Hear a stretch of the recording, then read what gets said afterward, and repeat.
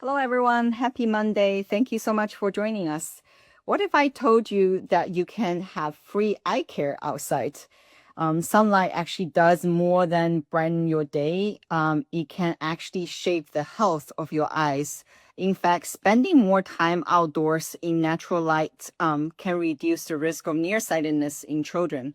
Sunlight stimulates dopamine production in the eyes, which supports healthy eye growth and proper focus. For adults, sunlight helps regulate sleep cycles by influencing melatonin production, which improves rest and overall well being. But how much sunlight is enough, and how much can you protect your eyes from harmful rays? That's why we're so glad to chat on IG Live today with Dr. Valerie Giangrande at Quantum Eye Doc. During this live, we're going to discuss how light affects your metabolism, what your eyes can tell you about your health, and why Dr. Grande doesn't always wear sunglasses anymore, and so much more. And so she has.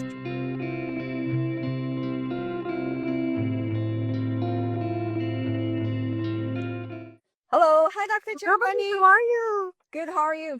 Good, good. I can you hear me okay? Yeah. I tried to get in with the computer, but now I'm just holding my phone instead. Oh, yeah. So computer doesn't work. Only works on your phone. I did not know We that. it's weird. I also made that mistake in my first IG live. Where I was also trying to set up on my computer, and then like, okay, it doesn't work. Only works on your phone. That's fine. But I'm so glad you're able to join us because sometimes we always have difficulties with the tech. Sometimes like you need to update apps and blah blah blah. But I'm so glad you're here. Oh, good. Nice. I'm happy to be here. For those who don't know you, tell us a little bit about yourself and how you became an optometrist. Yes. I'm a practicing optometrist for over 23 years, just conventional optometry. And once I learned about quantum health, which was through some, personal health issues that led me down the rabbit hole of quantum health, it changed the way I practice. It changed the way I live. It changed everything about what I do. So now I call myself quantum eye doc because I use quantum strategies with patients in practice. So it's not just about the eye being a camera. It's so much more than that. So that's the gist. So then like I'm gonna jump around a little bit. What is quantum eye health then? What is quantum health? Sure. So when we talk about quantum health, it's talking about how light controls the physiology of our entire body. So basically, all the light that enters our eyes not only is light that we're used to see, but it's light that controls the physiology of every cell in our body. It's quite amazing. It's a big statement. But our circadian biology is so important because it's every cell in our body has a gene, as a clock gene, and we need to know what to do and when to do it. So quantum biology is the study of how our light through the eyes and through our skin, but through our eyes, can control all of those processes. So it's really important to get the correct lighting. And when we don't, a lot of people are think about how the food that we eat and supplements that we take, we think of our bodies from a biochemistry level. But if we go deeper than that, down to the level of electrons and electricity and energy. That's how we work, and that's controlled by light. So it's a really important aspect of our health. So quantum eye care is just is deeper. It's everything. It also sounds a lot more holistic than just like when we're thinking about root cause, we're thinking about the biology, like biochemistry stuff. That's already one step further than kind of the conventional just lab tests. And then this sort of thing, quantum eye care or quantum health seems to go one step even deeper. Right. Just if we give our body the environment that it needs, the body knows exactly what to do. And it's really interesting. Our modern world makes that so difficult just from what we're dealing with on a daily basis. We've been conditioned to be afraid of sunlight. We're staying indoors. We're exposed to all this artificial light and Wi-Fi signals and all of these things that are taking us away from nature. And it turns out when we are in tune with nature, our body knows exactly what to do. And it's very empowering. It's kind of so simple. It's a very simple thing to learn, and it's life changing when you realize that on such a simple level we can help in so many ways that just requires getting outside. But what drew you to like holistic eye care? So, I mean, it started with some health issues. I had one of my children had some health issues as a young, when he was young, and conventional medicine just wasn't helping. So I didn't know what to do. I ended up going down the functional medicine route, and that helped. It did. And then I had health issues, and I had my own functional medicine doctor. And again, all these things help, supplements, methylation, all the things that we go, down those rabbit hole. We detox, we changed our lifestyle. And then my doctor said to me, I don't get enough sun. And I thought it was a joke. And he said, you really need to get more sunshine. And I really did think it was a joke because I was, obviously wore my Yeah. sunglasses and I always had sunblock. And then I saw that he followed Dr. Jack Kruse and I found his information. And then once you start, it's just once you learn this, and then you just go down this complete rabbit hole. And that was in about 2017. And it just changed everything because you just start learning, going on and on and on with this. And you realize making these little changes makes such a changing these things in my life changed everything for me. And it's obvious that it's all real. It all makes sense.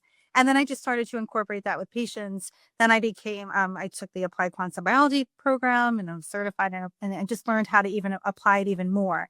So it's just been this journey that's taken me that I'll never turn back, never. It's just such an amazing way to fix our health just by, again, doing those holistic things in such an easy way.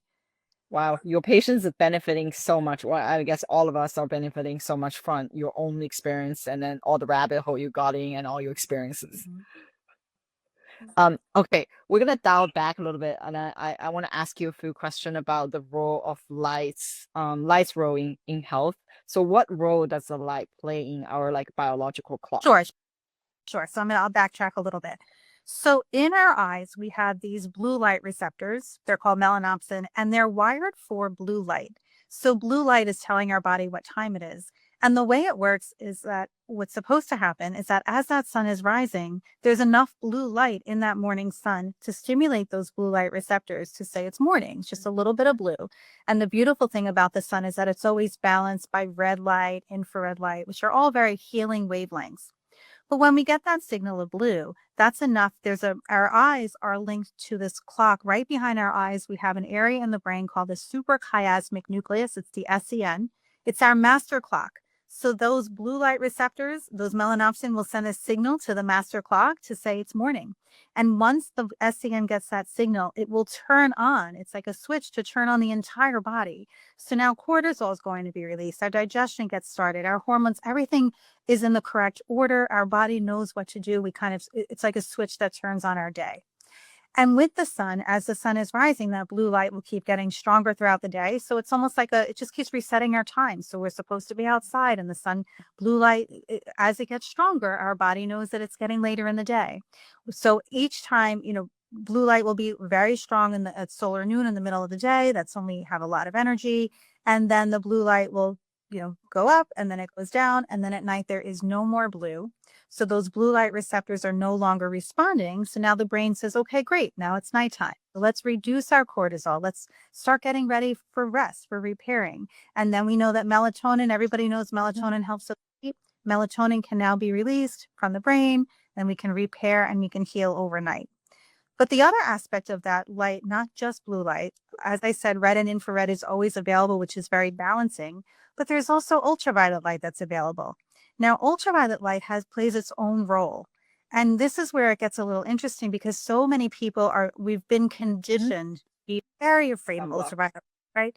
Sunblock, sunglasses, Sunglasses. yes, don't ever let any UV get into our eyes. That's what we've been told. And unfortunately, that advice is actually dangerous because we need early signals of UV in particular about an hour after sunrise, depending on where you live, but I would say for most people, about an hour after sunrise, very early signals of ultraviolet start to show up, UVA. And we actually have UVA receptors on our cornea, and we have amino acids, and we have UVA receptors in our eye, and we have amino acids that are going to collect ultraviolet light. And when we collect that light, we're actually making things like dopamine and serotonin. We're connecting to our brain. We're connecting to our metabolism. We're making thyroid hormone precursors. We're making beta endorphins. We're just happy hormones, energy, mood transmitters, neurotransmitters. We're linking to, again, our metabolism. All of these amazing things happen when we get those UV signals through our eyes. So unfortunately, most of us aren't getting that because we're wearing sunglasses or we're wearing contacts that are blocking those signals. So we're going outside and we're wearing sunglasses, and then we're inside and we're being exposed to the wrong kind of light. And then again, UV also plays a role in making vitamin D, which we all know, but that's such a small part of the benefits of the sun. The other thing that ultraviolet light does is, we make our hormones from the blue light and from these things in the morning, but those hormones, they shouldn't just be constantly being made. They also have to be broken down. And exposure, safe exposure to ultraviolet light will help us break that down. So there's just so many benefits. And when we talk about, well, what about UV light? It's so dangerous. Well, the benefit of UV from the sun is that it is balanced by that infrared, which is a long wavelength, very it's balancing. So it is going to help. And again, there is nuance to this. I'm not suggesting that we go outside and we get sunburned. I'm not suggesting that we stare at the sun, and I'm not suggesting that we never protect our eyes from UV. There are, but my point is that we do need some of those signals, especially in the morning, to help jumpstart a lot of different processes in the body. Um, I don't know if you're going I can talk about the art of the reason why it's so bad, indoors, but that's basically how our circadian rhythm is supposed to work and why it's so important for our bodies. Wow. Like, how could this information not like exactly be out there? And then, it's actually I mean, I know the circadian rhythm, I know a bit about the sunlight a little bit, but not as detailed in the way you explain it. I felt like this information just needs to be out there. And I also like every morning, like including myself and everyone, just you don't feel your morning has started until you have that cup of coffee. And I just love that you have this great post saying that you don't need caffeine, you need sunlight. And you kind of explain that, but tell us. Yeah, so I feel like because most of us aren't getting the correct signals at the proper timing, it's possible that some of us may not have the correct cortisol release. Cortisol wakes us up. It's a beautiful morning signal that happens when we get the correct signals. But if we're not getting those morning signals, and instead we're getting signals that are artificial, meaning that it's just our indoor lighting, say LEDs, computers, and phones, what's happening with those signals is that it is a blue light signal, but it's a 12 o'clock timestamp. So it's not really the correct morning signal. It's just a 12 o'clock timestamp. So the brain is confused and it's dysregulating, but it's also not as bright as outdoors. It's not the right lux. We need a certain amount of brightness to wake us up as well. So it's just very dysregulating. We're not getting those signals. And then most of us are spending our time inside. So we're just getting these blue light signals that don't ever change. So the body doesn't know what time it is.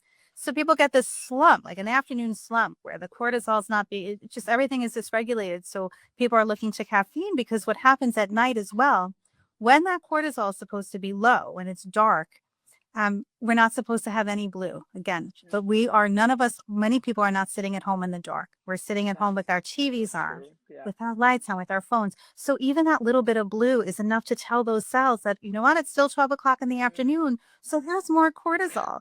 So a lot of people get this second wind at night. They think, maybe they're night owls and they have this second wind and this energy, but that's not supposed to really happen. We're supposed to have lower energy at night. So when our cortisol is disrupted, maybe we're getting energy at night when we're supposed to be tired, and now we're not going to sleep as well and we're going to wake up tired. That whole system is very dysregulating when we're not on the correct circadian rhythm, which is why I think people have to have coffee. I'm not saying don't ever drink it. I have a cup of coffee in the morning, but when people need all those cups all day long to keep giving themselves that cortisol boost, I just think that if we got the right signals from the sun, we will have enough energy. We have cortisol, we have our mood, we have all of those things that are regulated in the proper way. And the more of that signal we get, the more serotonin we make from the sun, the more substrate we have for melatonin. In other words, melatonin that's made from serotonin. So when we have more of those, bright morning sunlight, we have more of more of that to make melatonin at night when we have darkness. So you really need to start your day correctly, basically, and that Correct. so you get enough, because that sets a whole trajectory of your energy level, your cortisol, and everything throughout the day. Correct. Oh wow. Mhm. Wow. And that's like that's supposed to be pretty simple to to implement, right? Like just go out for a little bit. I know it's easier said than done because Yeah. some people, some of our lifestyles are really tough. People are at work before the sun comes up. I mean, I know it does get very difficult. So, just want to do the best you can. If there's has to be ways to hopefully get those morning signals. If you're driving on your way to work, open the windows. You want to go outside without sunglasses on, without contacts. If you're wearing glasses, you pull them down. Whatever we can. Little bits of light really do help. Of course, more is better. But even if we can just get out for like consistently 5 minutes every morning and just start that way. You notice a difference, and then you want to block the artificial signals as best as we can when we are inside. Hmm. Wow. Okay. You have many posts also about mitochondria. So, what is mitochondria? Why are they important to eye health? Yeah. So when we think of mitochondria, we may remember learning about it in high school. It's our energy power, the powerhouse of our cell. And they make ATP. They're our energy. But mitochondria do so much more than that. So yes, they are responsible for giving us energy, but they're responsible for keeping us healthy. They're actually the antenna for the entire body. So they're responsible for doing everything. For all the energy that we make comes from mitochondria.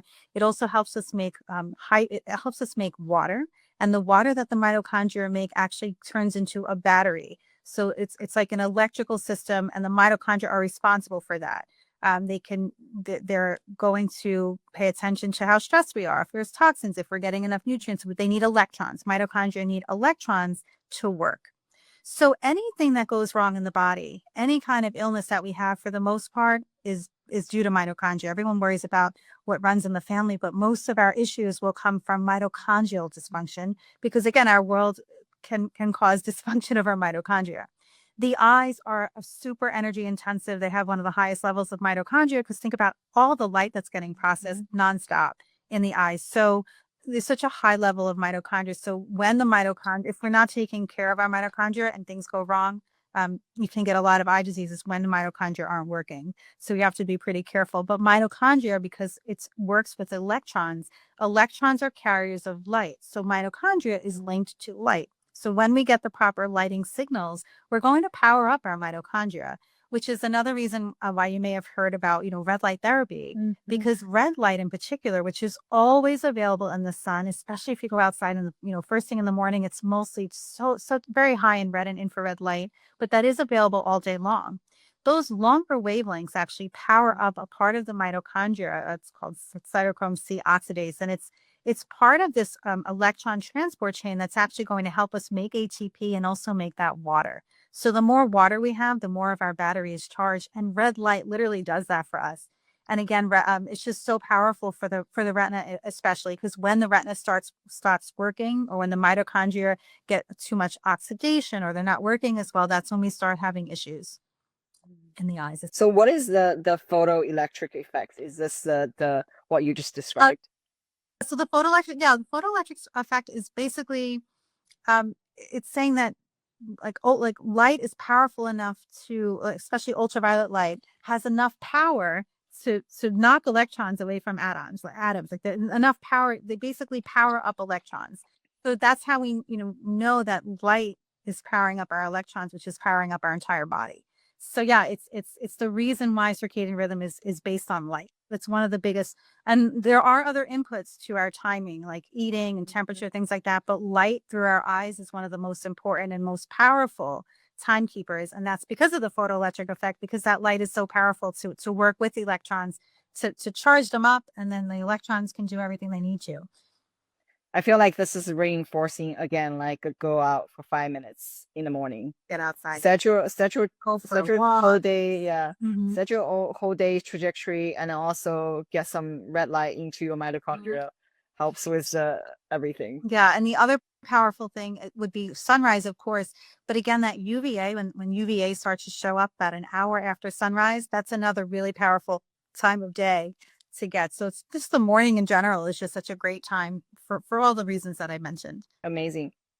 You mentioned food. So how do light and food timing affects like blood sugar, or just like your Yeah, diet and your nutrition in general?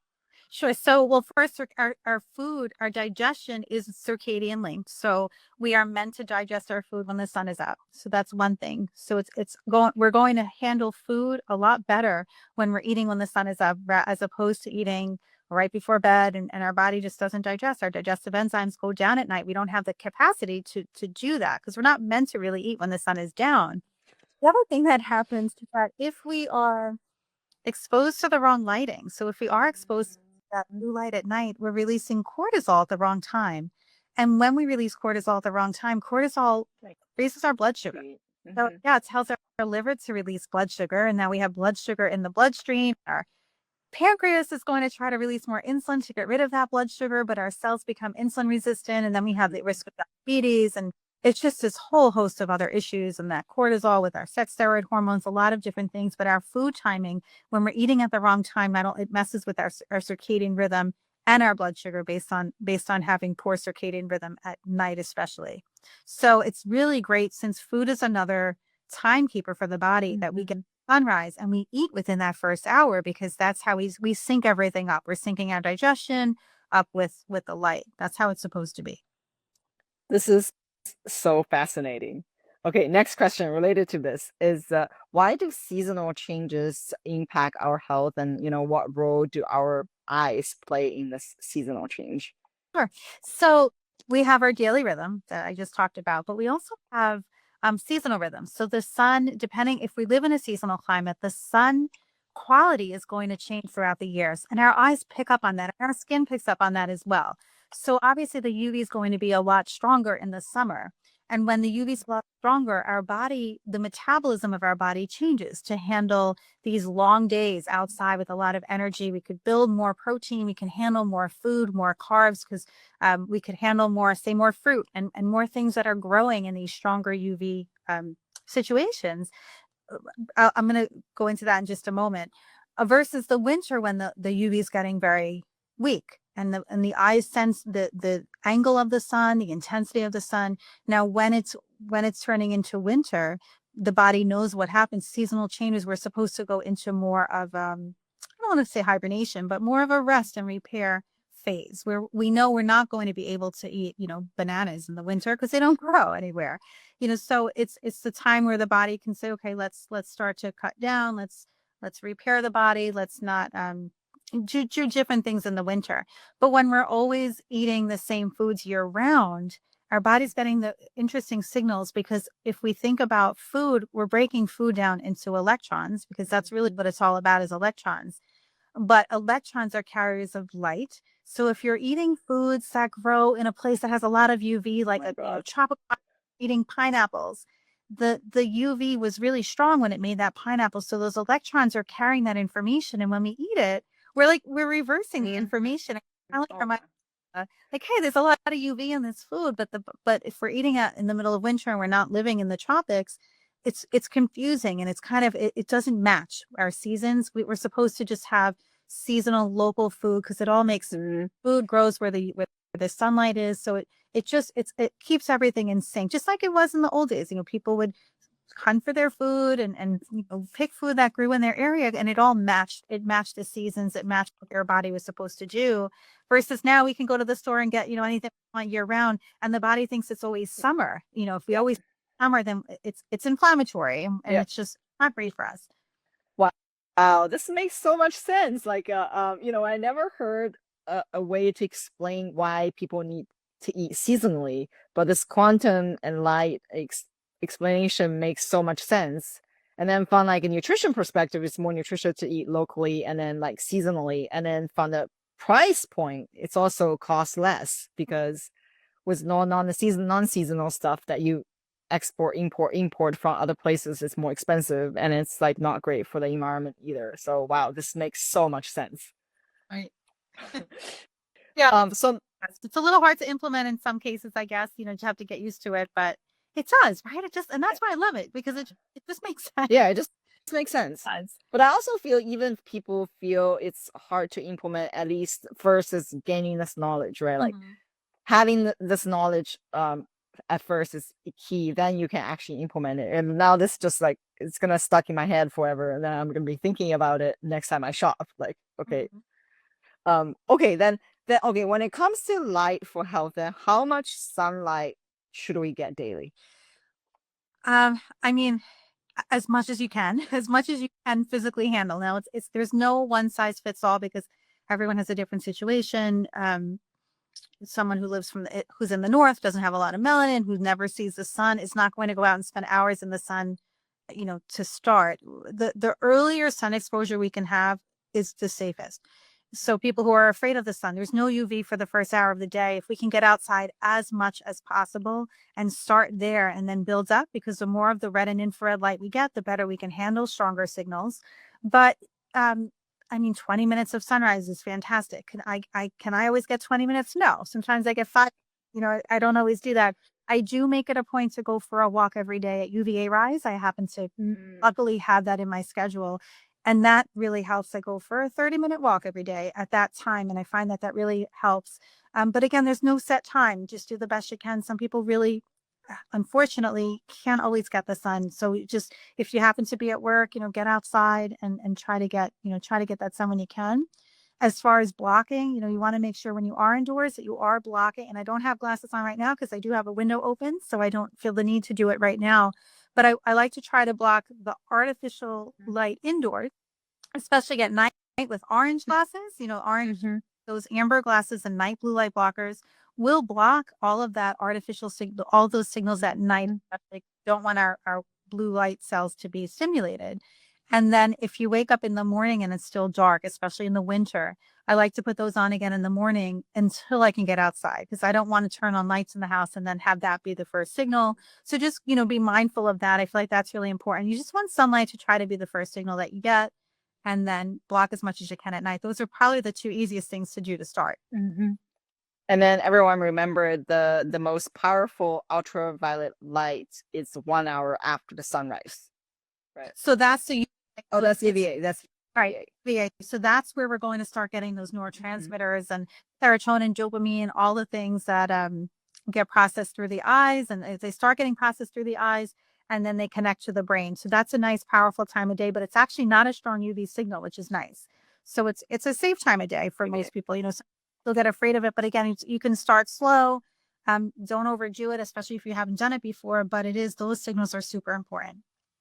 So if you can put that in your schedule, if everyone's lucky enough, like you, then planning a nice walk, something like 20 minutes if you can during that hour. If not, then hopefully 5 minutes when the sun during sunrise, right, then to get some sun. Yeah, I mean, there are times of the year where it doesn't work out, and I have to drive to work with the windows open just to try to get those signals. And it's freezing in the winter, and I'll do it anyway just to get those signals, even if it's just 10 minutes, because I try to get as much as I can. I try to run outside a few times throughout the day if I'm at work.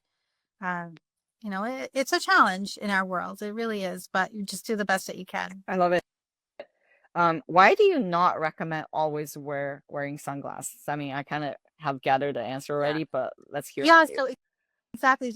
Basically, because we do need those UVA signals, those UV signals in general. We do need that full balance, especially in the morning. And when we're always wearing sunglasses, we never get any of those signals. And not only is it ultraviolet, but it's blocking light. It's giving the brain a signal that it's nighttime, which is so confusing. And the other thing that happens, because it's such usually a dark lens, our pupils will get bigger. And our pupils will get bigger to try to give our body more light.